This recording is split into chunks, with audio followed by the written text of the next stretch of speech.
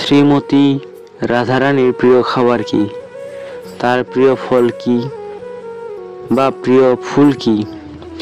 অনেক আচার্যগণের শ্রীমুখ থেকে আমি শ্রবণ করেছি যে রাধারানীর প্রিয় সবজি হচ্ছে কচু। গোপিকাদের প্রিয় এই কচু সবজি। তো আপনারা নানা প্রকার এই রেসিপি তৈরি করতে পারেন এই কচু দিয়ে, এবং মিষ্টি কুমড়ার নানা প্রকার রেসিপি তৈরি করতে পারেন। ফলের মধ্যে রাধারানীর প্রিয় হচ্ছে আতা ফল। এছাড়াও অন্যান্য তাজা ফল তিনি পছন্দ করেন।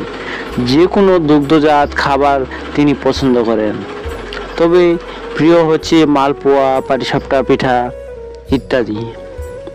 পানীয় জাতীয় এর মধ্যে হচ্ছে লেবুর রস, নারকেল জল ও বাটার মিল্ক।